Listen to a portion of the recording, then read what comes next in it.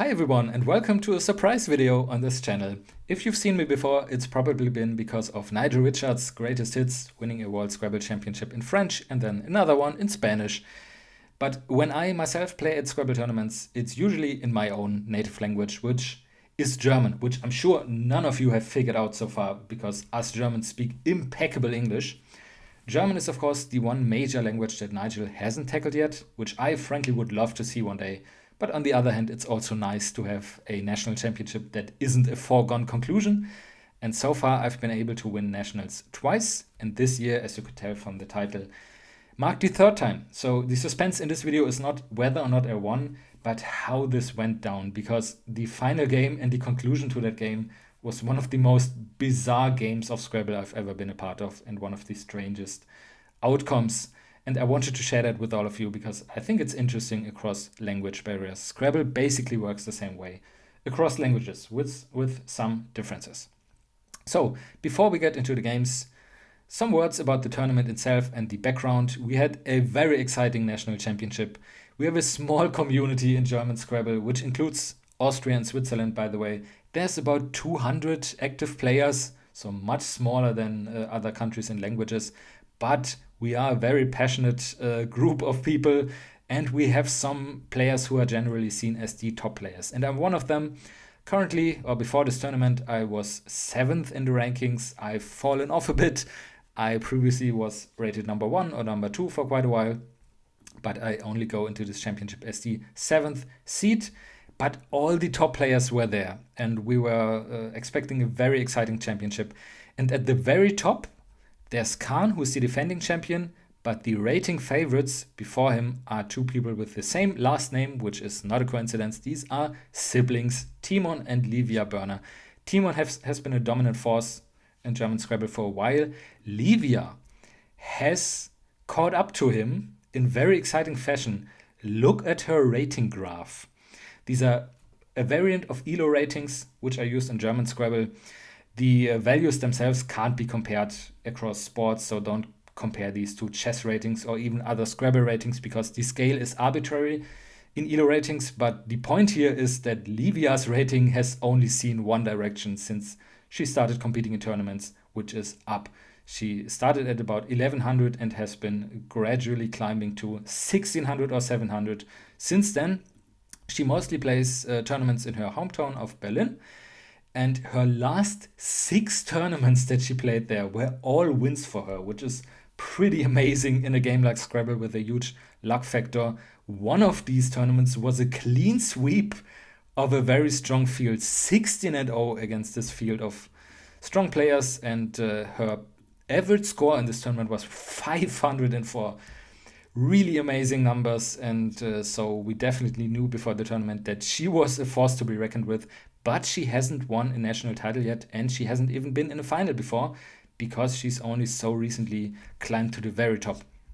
But it was no surprise to see her make the final in the end. It was more of a surprise to see me make the finals at the end, because during the tournament it didn't always look that way.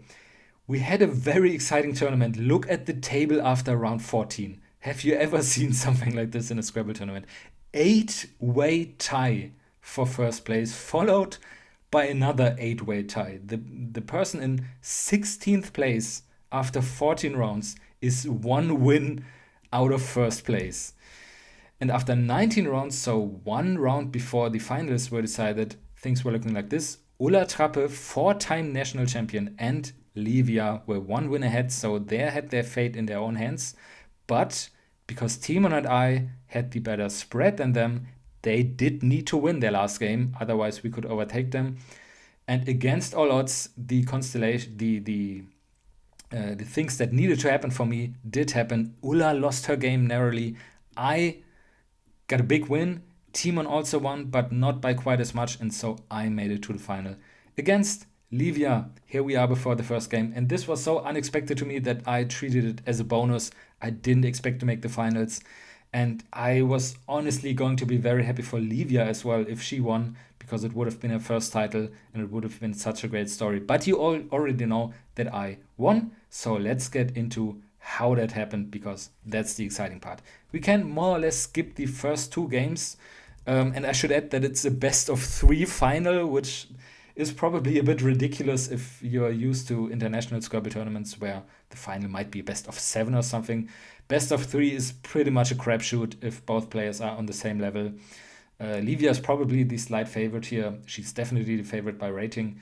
But best of 3 is just, like I said, such a crapshoot. But it's better than our previous way of concluding the finals, which, I kid you not, was a best of 2.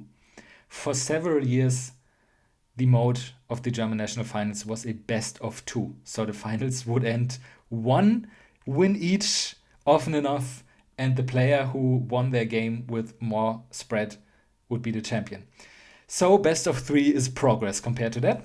We can basically skip the first 2 games because we're not here to discuss the intricacies of German Scrabble. But in the first game, Livia got the first bingo down.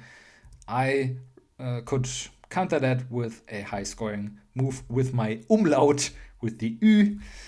And after some dubious moves on both sides a bit later, I got very lucky here, drawing the blank, but also another umlaut, which I can use to score 63 points here while keeping the blank. On the next move, I could then get a bingo down, unsurprisingly. So I was feeling great here, but Livia immediately reacted with a bingo of her own and basically even the score. And a while later, after some more dubious moves on both sides, we're not here to discuss that, she got her 4th and last bingo down in this game, and I couldn't quite make up this deficit in the end.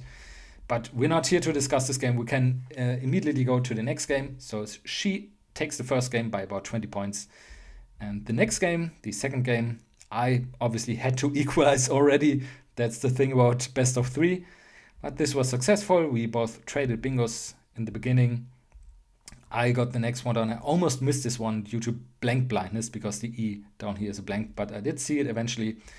And a while later, she evens the score again, but we get into a very tactical game where basically the only really good bingo line is this one here, but it stays open for a long time because I always had other priorities to cover. Instead, Livia just plays a bingo through the B on the left here. Of course, why not?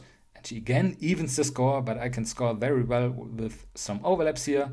I dump the Q, I get rid of the Z, now I get rid of the V. And now we're in a situation. Sorry, the names here are reversed. That doesn't make any sense. This is her, this is me, of course. So she's in a situation where she needs to catch up. She tries to make something happen here. We could discuss the intricate details of this position, but in the end, her desperate shot at opening a bingo line backfires because I have the blank and I can play a very nice word that you can also find because it's also written the same way in English, spelled the same way. Hygiene, or in German Hygiene, is the decisive bingo here, which also leads to a win that is much higher spread than the first game. So I have the huge advantage that if game 3 ends in a tie, I would be the winner, I would be the national champion. I'm kidding, of course, because about 1 in, I think, 250 games in Scrabble and in a tie, so that's really a non-factor. I don't think I've ever seen a tie game in a major final. Correct me if I'm wrong. I'm sure it probably has happened somewhere in the Scrabble world, but I've never heard of it. So that brings us to the third and final game, which is the one that we are really here for. Livia immediately has a blank. Now, again, the names are reversed. Sorry, let me just change that. She immediately starts with a bingo, and as you can tell, she takes one lesson from Nigel Richards in that she opens her games vertically. Can't hurt, really, to imitate the GOAT. She starts with a bingo, but I also have a bingo, which I was glad I didn't chicken out of this word, because this is kind of obscure, kind of low probability, but in the end I commit to it, and it is valid. Livia challenges it, and we're about even again. She has to exchange the Q. And I have some clunky regs, but I can use some Swiss words, by the way, Sälis and Büsis, to score well here while kind of cleaning up these regs. And now a very important turning point in this game is that Livia plays a phony here. She tries this word, which is kind of plausible, this would be, if it was valid, a verb conjugation of this word. And this would imply that this is a word, but I do know my 5-letter words solidly enough that I can confidently challenge this off the board. And a while later, I don't discuss the details of this game because we only care about the end of the game. A while later, I'm feeling like I'm in a driver's seat here, but Livia shocks me with a 88-point bingo with the C and the H down the triple line. And now the driver's seat has definitely changed occupants. And I have to try to make a comeback happen here, especially because I draw the Q. Now there is this extension, but I'm very unsure of this word's validity. So I first dropped the Q for just 11 points. And on the next turn, I do risk this, and it turns out to be valid. Livia doesn't even challenge it, actually. And we're again about even. She has a blank, though, accompanied by 6 consonants. So she exchanges tiles, and I dump the V. And now she draws into a bingo. But this is kind of where it gets interesting already, because she plays this bingo quite confidently. But this hook is not valid. This is a phony. This word really looks like it should take an N. But it doesn't, which is surprising, and I happen to know that, so I can challenge this word confidently. But of course, I know now that she has a bunch of other lower scoring bingos everywhere on this board, so I can't block all of them. And she plays the one up top here, flashy 9-letter word, well spotted by her. And now, with 12 tiles in the back, I'm in a situation where I need to catch up. I have good tiles though, and I already have the S, which is the hook for this very important bingo line, and it's the case S, it's the last one. So I go fishing, as they call the strategy in Scrabble of playing low-scoring words with just a few letters to try and hit the bingo. I don't hit it immediately, and Livia tries to cover this bingo line, which is also still open. This is not quite optimal, because something like this would have shut it down more effectively. Playing this makes it possible for me to stick a T here, which I draw. And now here's another bingo line, because the E and the S can be played here. So this gives me a second line for bingos that start in S, and this is going to become very relevant. Livia has to dump the X, and I still don't draw a bingo. I draw a second D, so I fish this off again. And now it gets interesting. Now there are 3 tiles in the back, and we're getting to the dramatic conclusion to this game. Livia plays her perfect engine move at this point, in this position. And if you're an experienced Scrabble player, you know conceptually what she should do here. 3 tiles are in the back. She should play 2 tiles to leave 1 in the back so that she doesn't risk losing to an out bingo. She does that in the perfect way, namely by blocking one of the bingo lines indirectly. This doesn't address the spot here directly, but of course a bingo can't fit now because this word will block it. So this is the perfect engine move. It leaves this line open, but this is the lower scoring line. And even if I get the bingo there, it might not be enough to catch up, because she's now leading by 64 points, if I'm not mistaken. Yeah. And this is a problem for me, and this is where it gets strange. Because now 1 tile is left in the back, and I have a bingo here. This is valid. This can go down on the board for 67 points. But she's leading by 64, so I only overtake her by 3 points. And then, this is exactly the reason why you want to leave 1 tile in the back, of course. I would have to redraw that last tile. She still has 7 tiles, and she can probably score well on her next move. I can only play the 1 tile that I still draw, and it might well not be enough to win in that endgame.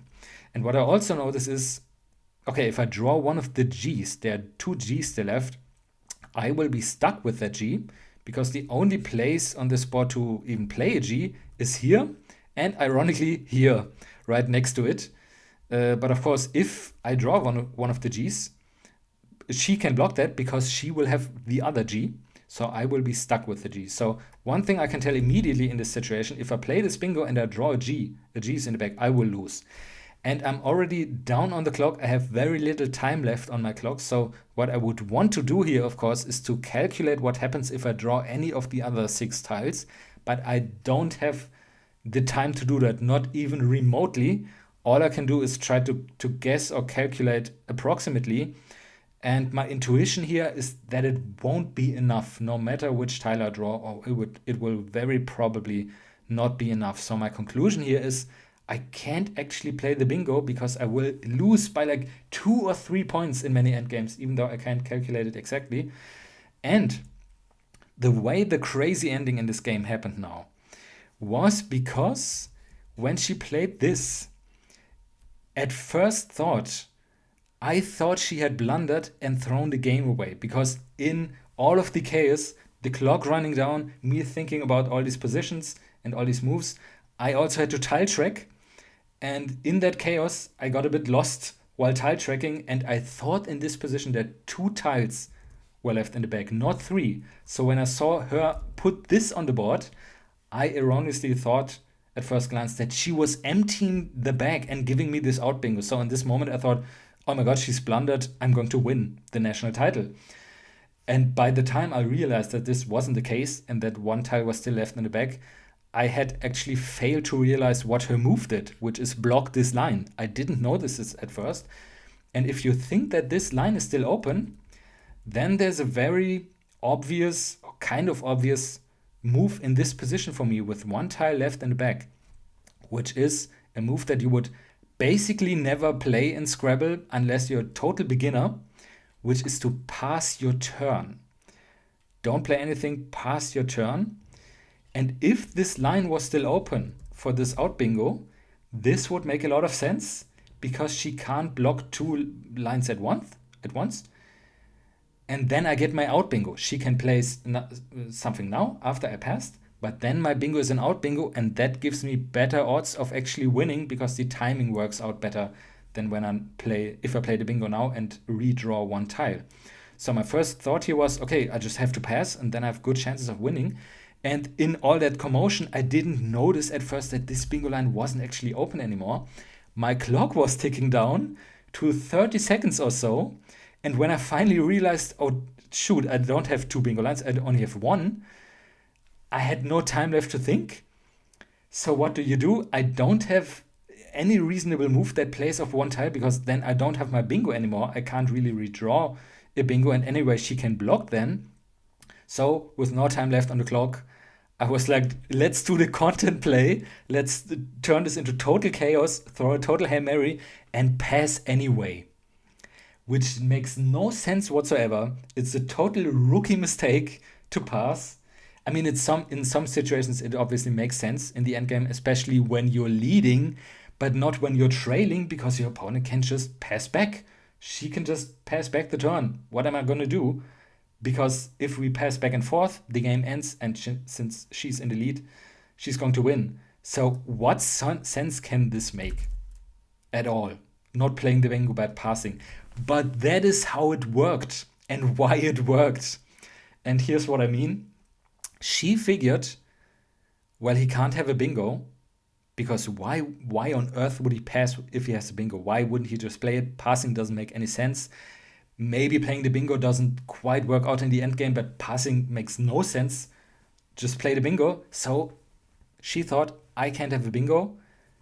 And she interpreted my pass as he's hoping that I'm going to open a spot for the bingo. Maybe I have a bingo that plays through the E, and I'm hoping for this move or something like that to open up the spot for an out bingo. Because she can also tell that there's no way on the board for me to play 1 tile to open a new bingo line. There's just no option to do that on this board shape.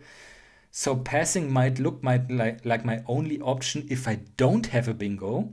And if I do have a bingo, it looks bonkers. So her very rational conclusion, in a way, is that I don't have a bingo. So the path for her to win nationals now is very easy. Just play something that doesn't open anything, that scores well, and that doesn't give me another chance to refish, which is why she doesn't pass back. Just don't give me a chance to do anything anymore. Just play a move that doesn't open and win. And that's why after 2 or 3 minutes of thought, she plays Gone for 19 points over here and gives me my out bingo. And here's the kicker to the drama. She's now leading by 83 points. my out bingo scores 67 nice points. And I think I got two memes mixed up there, but just ignore that. It scores 67 points. And as you can tell, the engine doesn't show this as a winning move because it's a draw. She's leading by 83. I'm scoring 67. Like I said, she's still leading by 16. She draws the M from the back. And she has 8 points left on her rack. So twice that is 16. And the game is actually a draw. I wasn't kidding earlier. That was some foreshadowing. It's a draw, which means that I'm the champion because my win was the one with more spread. It didn't actually end up being a draw, unfortunately, because, of course, the only rational thing now for her to do is to challenge my move. She doesn't actually challenge the bingo because we both know that with certainty. She challenges the hook cardis, which might not be valid. There are a few words that work like this that don't have an S, that don't take an S. She later told me she gave it like 5% that this is a phony, but of course she has to try it. And so she loses 10 points. We don't give plus 10 to the opponent. We subtract 10 points from her score for an unsuccessful challenge. And so I win by 10 points instead of winning by a tie. And that's not all there is to say about this crazy endgame, because it turns out my back of the envelope calculation, my intuitive calculation here, was basically correct. If I play the bingo immediately, I lose in 7 out of 8 cases, but not in all 8 cases. The only case where I win is if the M is in the back, and I don't have her complete rack here, but what was her exact rack? This was her rack. The M was in the back. So if I had played the bingo immediately, this would have gone down. This for 67, and now if we give her the O instead of the M, her best endgame move is this for 22 points, and the M goes here, or also alternatively here, and this wins by 1 point. This would have been a 1 point win, so basically a 2 point win for me because a draw is enough for me. And if she tries to block this with a move like this, I can play the M here, and this is also enough by 6 points now. So this is the only endgame that wins. So even if she had passed back her turn, I would have then immediately played my bingo because there's nothing else to do. And then we would have gotten into that endgame, and it would have been a 1 point win if she plays her optimal move, and my optimal move is trivial, so I can't do anything wrong. So even this wouldn't have worked. And actually it would have been, of course, the correct move for me to play the bingo here, because passing cannot theoretically work, and this at least has the 1 in 8 chance, which would have materialized in this instance. So what else should she have done in this position, especially if she figures out that I have this bingo rack? If I don't play this, if I pass instead, what should she have done if she figured out that I'm actually bluffing with a bingo on my rack instead of hoping that she opens something for a bingo that isn't playable yet? What if she figures out that I have this bingo and pass because I have the bingo, even though that's not really rational? But what if she thinks that? Could she even have blocked this? Because this area of the board is not easy to access. It turns out she could have. The engine gives a few blocking moves that work. She can play this because this is just enough points. Now the endgame timing works better for her. If she plays this and I play my bingo, she draws the M. She has a UM left, and that goes out here. So that works for her. The very elegant move that Nigel would have played here is extending Chi to Qi Gong, which is really beautiful. A great way to block here. That would have done the trick. And this would have done the trick against any rack I have, not just against the bingo. So that would have been the 100% certain move. What a dramatic ending. I wanted to share that with all of you. Let's take a quick look at the podium. Where are we? Here we are alongside Livia's brother Timon, who got third place. Thank you to Livia for being a good sport about this, and for actually giving me consent to make this video, because I'm kind of presenting a very bitter moment for her to all of you, but she was fine with that. She played a great final. She definitely deserved the win. I was very lucky to win this one overall, and she and her brother will definitely win some national championships in the future. Thank you for watching this small detour into German Scrabble. I hope to be back with other English language content soon. I want to cover the Causeway Challenge, which will happen next week. But with that, thank you for watching. See you next time.